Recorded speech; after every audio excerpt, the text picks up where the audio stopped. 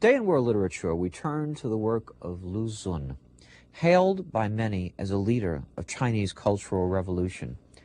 Dr. Diane Simmons pays special attention to the short story My Old Home. Historically, this story is significant in providing insight into the May 4th movement. The story examines the kind of feudal society that Chinese intellectuals were attacking. Ku Xun, himself a participant in the May 4th protest staged in order to foster greater Chinese nationalism, was part of a liberal program that resulted in mass literacy and the first steps towards emancipation for women. Because the May 4th movement stimulated support for the Chinese leader Chiang Kai-shek, Ku Xun is defined with the revolutionary writers who preceded the formation of the Chinese Communist Party.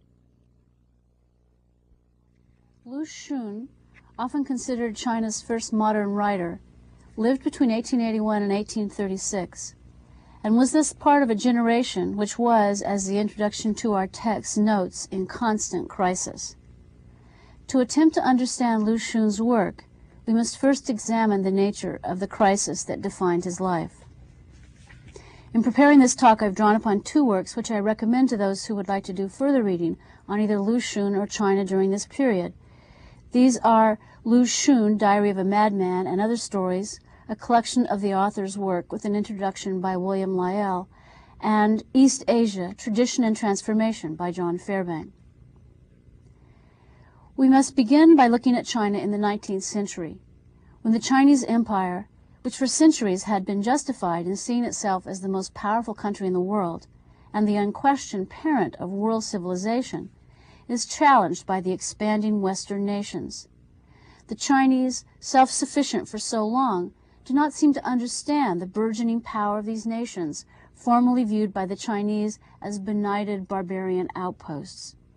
The Chinese do not seem to grasp that the Westerners are determined to open up China to trade and other Western influences, even though the Chinese do not want this contact.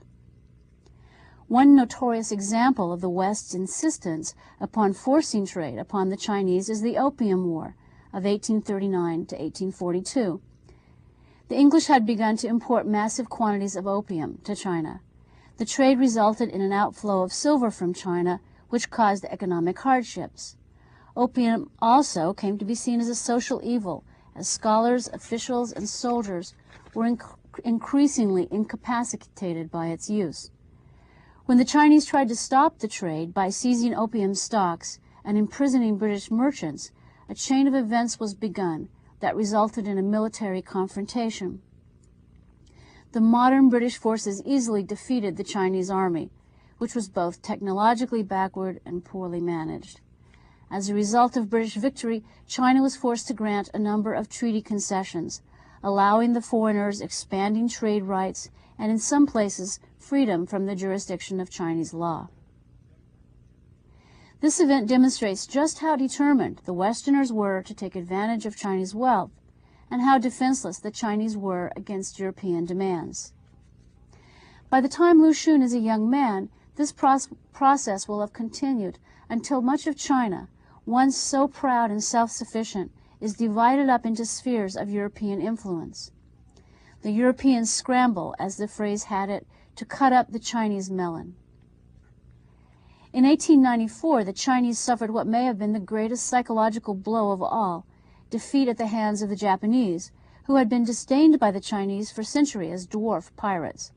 Unlike the Chinese, the Japanese had faced the challenge presented by Western expansion and had begun to modernize their society and military.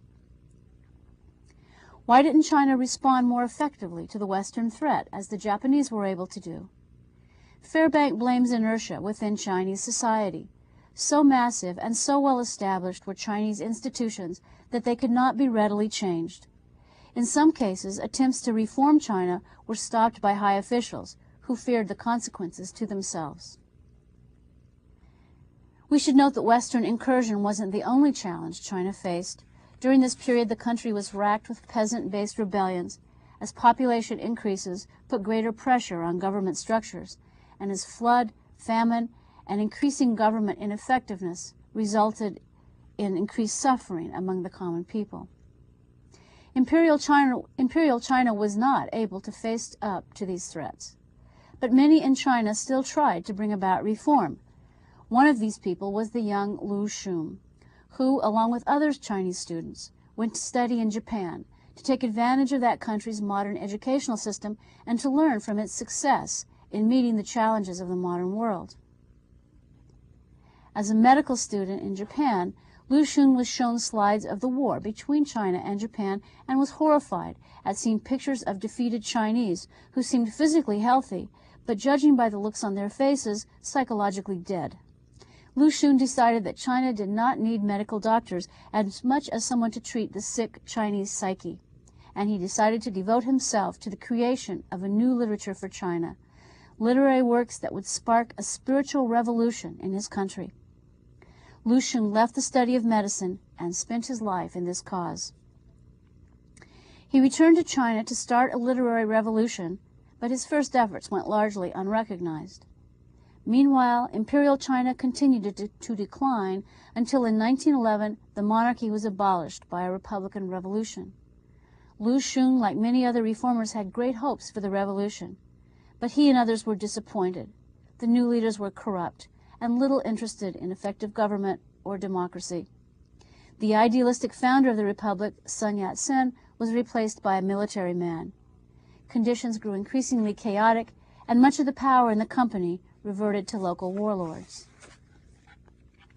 Ku Xun wanted to awaken the Chinese with literature, tried in his works to show the cause of his nation's ills. Many educated people in China blamed the backwardness of the country on superstitions of the common people. But Ku Xun saw the problem differently, putting the blame for China's disarray on members of his own elite class of landowners, scholars, and officials.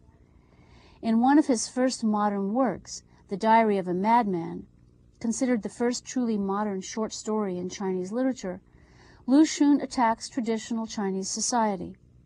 The Confucian system, in which all people are related in a web of reciprocal relationships, has been perverted, Ku Xun argues, by actual Chinese practice. Rather than a system of mutual responsibility, as Confucius intended, the system had become one under which the strong take advantage of the weak. In the story, an account of cannibalism during famine is taken as a metaphor for all of society, in which the strong do not hesitate to devour the weak. In another story, New Year's Sacrifice, a widowed servant woman is valued for her cheerful and ceaseless work until she is captured and sold into marriage. She is then reviled for the sin of being unfaithful to her first husband, though she has tried to kill herself rather than consummate the second marriage.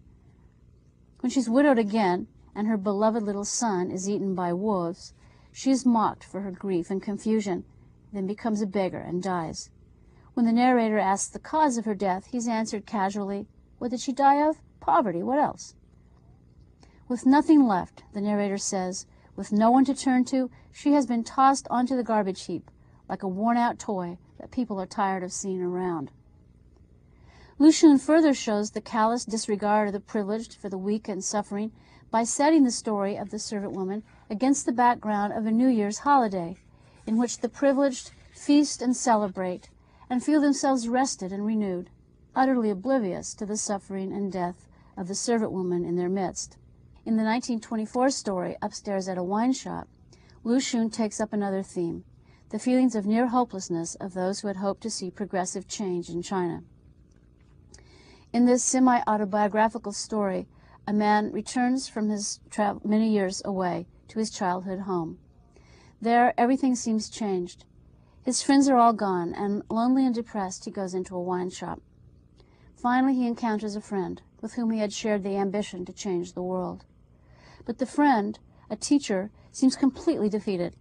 He has given up teaching modern subjects like mathematics and now teaches the classics, which the two men in their radical days considered useless and reactionary. "It's what their fathers want them to be taught," the narrator's friend explains, his face flushed from drinking.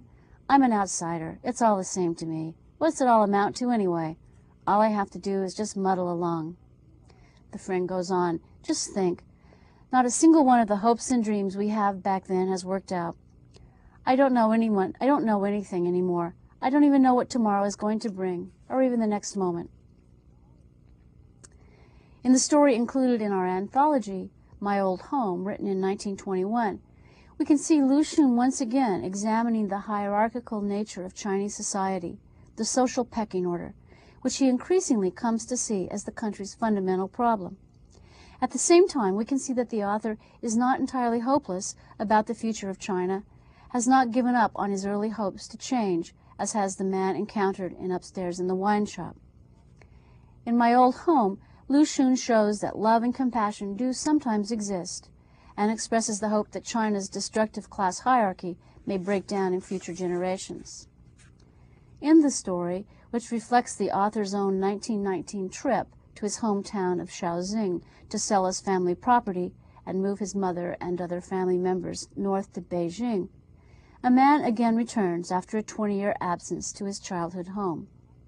Again he's depressed upon arriving at home, not so much because the place has changed for the worse, as that in returning he encounters his childhood illusions, painfully realizing how these have been destroyed in succeeding years. Much as Lu Xun criticizes traditional China and yearns for progressive change, we may also see that he has loved the China of his childhood and continues to look for some good that can be found there. If we look at the picture Lu Xun paints of his home, we can understand how he feels about the traditional China, which his home represents. He arrives in a time of bitter cold. In the icy wind, the landscape seems lifeless and desolate. When he arrives at his house where his clan used to live, with several branches of the family living together under one roof, it too is shown as cold, empty, and decayed, as, quote, broken stems of withered grass on the roof tremble in the wind. Much of the family seems already to have moved away, and much of the furniture has already been sold. With this portrait, Lu Xun is showing us not only his home, but also the remains of traditional China, which are, he suggests, cold and dead, emptied out of all that was once valued. Though almost everything at his old home seems dead, the narrator's heart leaps when he hears that his childhood friend, Jun Tu, may be coming to visit. And in the midst of the chill and loss, he warms himself with the memory of that childhood friendship with the sturdy laborer's son, who shares his adventures and expertise with the narrator, then the master's son. As the narrator remembers his friendship, the cold, withered landscape to which he has returned is transformed into a scene of brightness, color, and life. The picture that flashes into the narrator's mind is of a, quote, golden moon suspended in a deep blue sky, and beneath it the seashore, planted as far as the eye could see with jade-green watermelons. In their midst, a boy of 11 or 12, wearing a silver necklet and grasping a steel pitchfork in his hand, was thrusting with all his might at a jia, which dodged the blow and escaped between his legs. Here, in striking contrast to the colorless chill the narrator finds upon his homecoming, is a world that is still intact, full of color and life and hope. Though he is only a laborer's son, Jun Tu is beautiful, valued.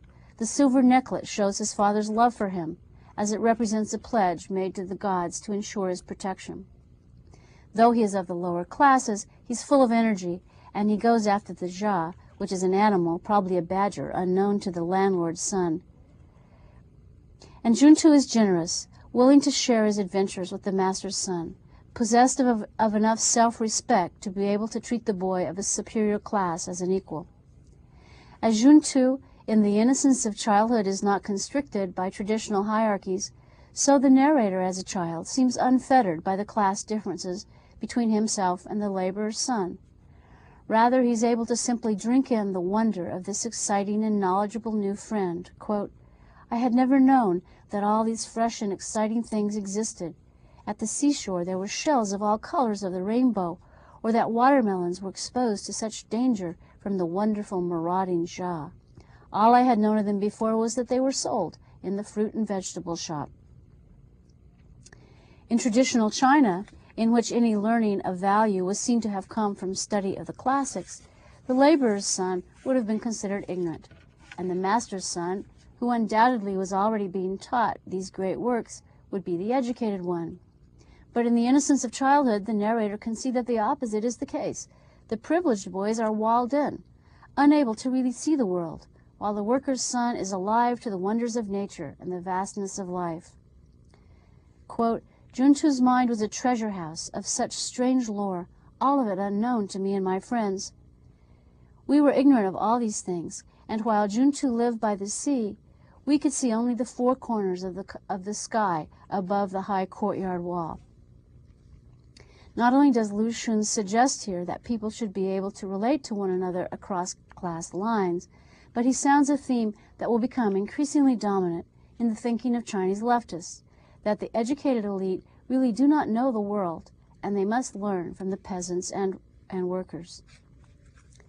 Remembering Juntu, then, the narrator remembers what was truly good about his childhood, and it is as if life had been restored. Quote, this childhood memory sprang into life like a flash of lightning, and I seemed to see my beautiful old home.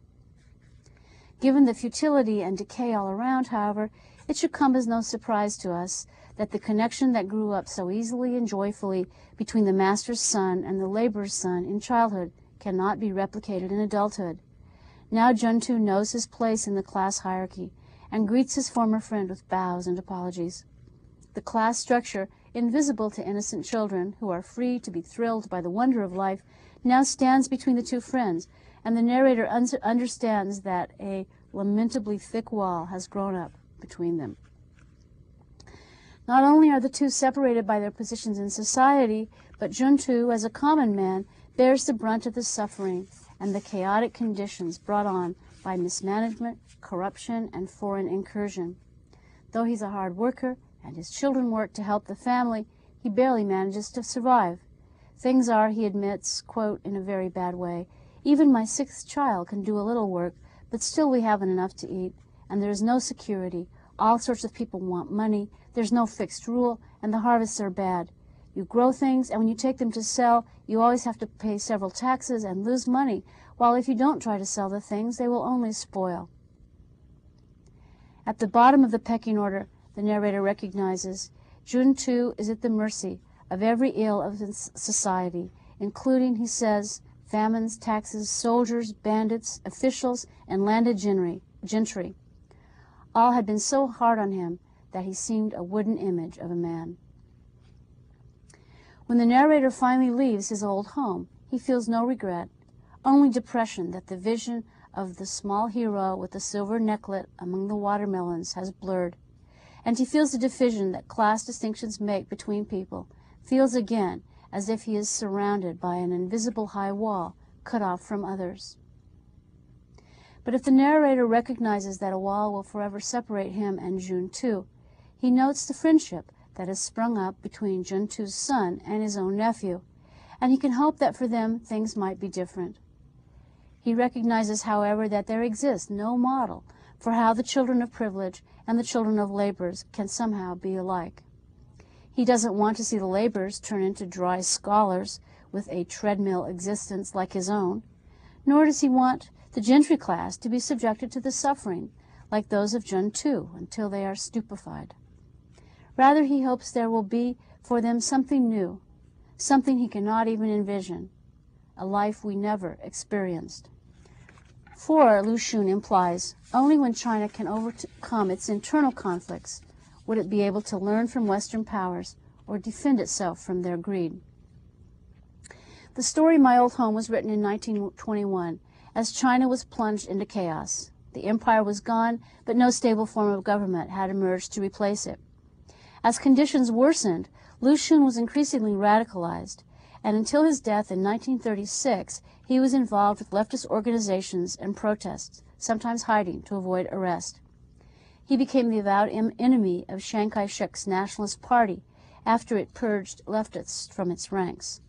Along with the leftists and the communists who would eventually come to power in China, he saw that China's problems were rooted in the class system, and he believed literature should serve the interests of the workers and the peasants. Indeed, Ku Xun was held up as a hero by Mao Zedong, whose Communist Party came to power in 1949 and which continues to rule China today.